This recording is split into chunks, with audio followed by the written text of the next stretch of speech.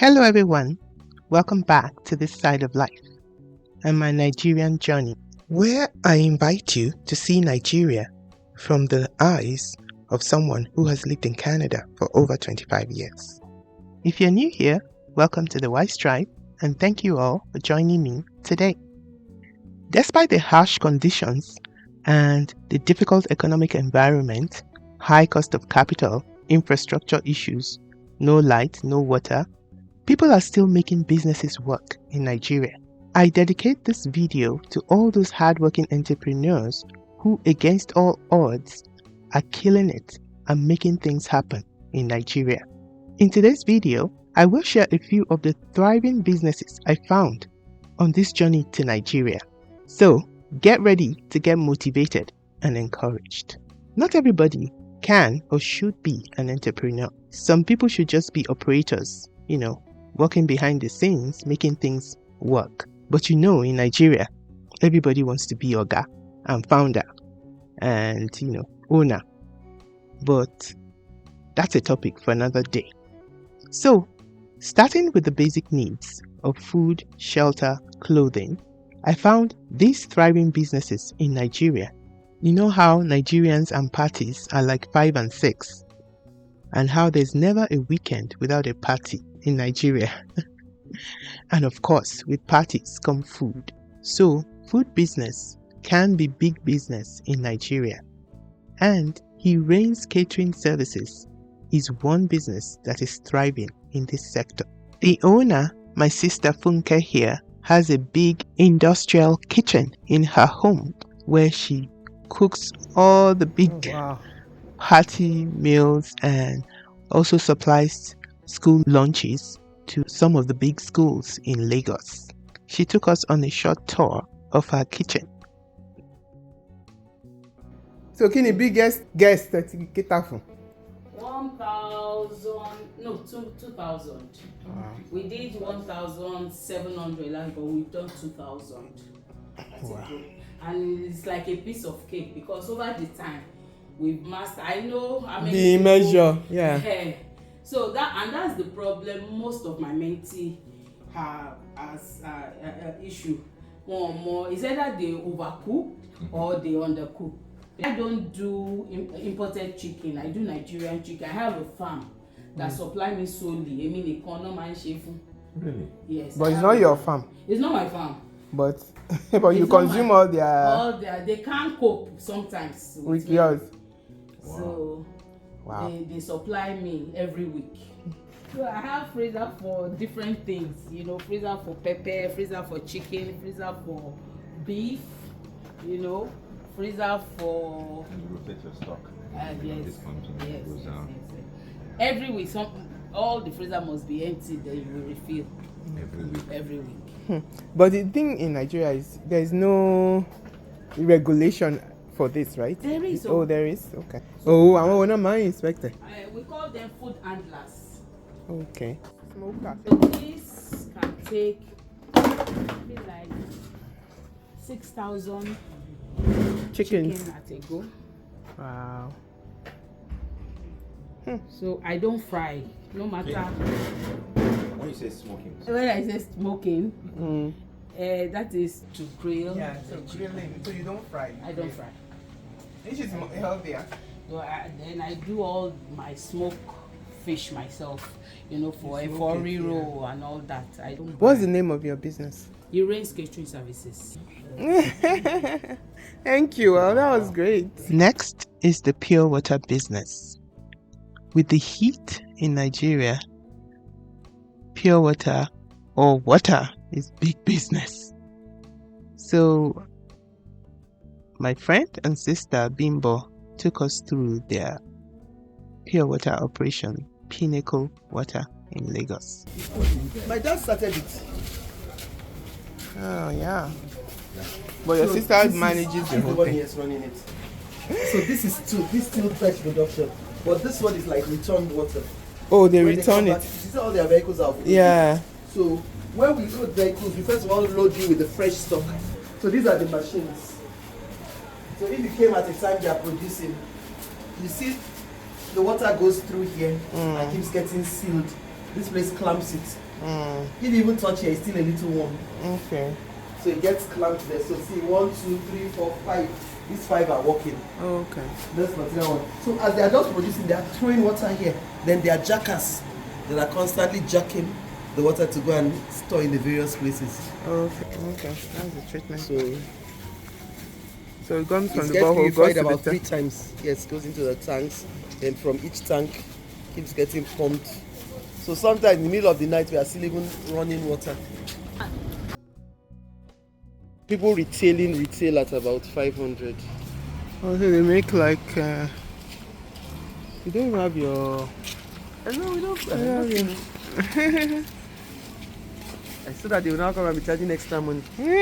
Next, we head to Lekki Town Square to seek out a store that sells unique handcrafted pieces that will definitely make a great souvenir to live with when you visit Nigeria.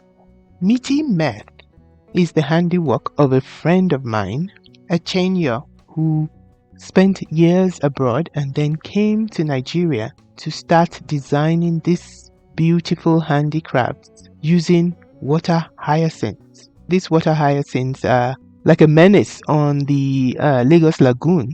These are those green plants that grow on the lagoon. But she came up with the idea of using this plant to make these beautiful pieces. So I think they go through some process to dry them and preserve them, and then they weave them into all these different lovely pieces of household decorations and so many things. If you are ever in Lekki, Lagos, make sure to visit Meaty Meth at Lekki Town Square and you will not regret it. There are so many beautiful things that you can get to take back home. And of course, for those doctors and medical people out there are private hospitals and pharmacies that are also thriving businesses in Nigeria, even though they might not have all the equipment and all the things that they need. But there's a lot of people. The population is massive in Nigeria and they need healthcare. So if you have the funds, that's another sector that is thriving in Nigeria.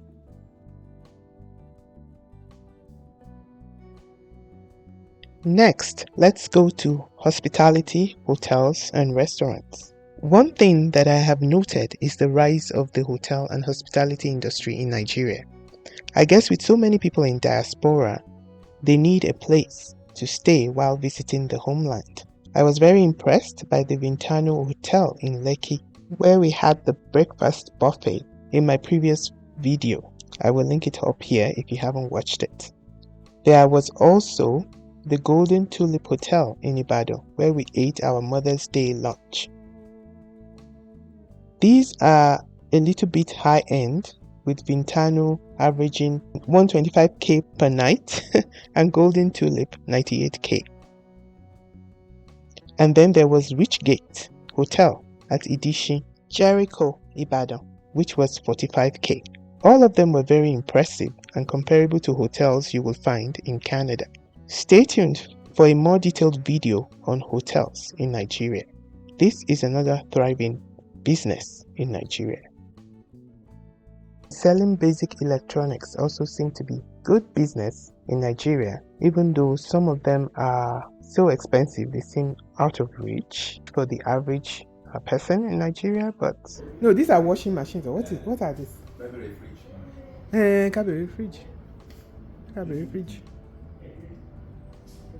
Like in this store, they also sell generators, which is like a cash cow in Nigeria with all the electricity issues that exist. I think you can't go wrong with selling generators. So here are some of the prices, and of course television. Nigerians love to watch their football, and so I guess they will always buy TVs. So that's good business.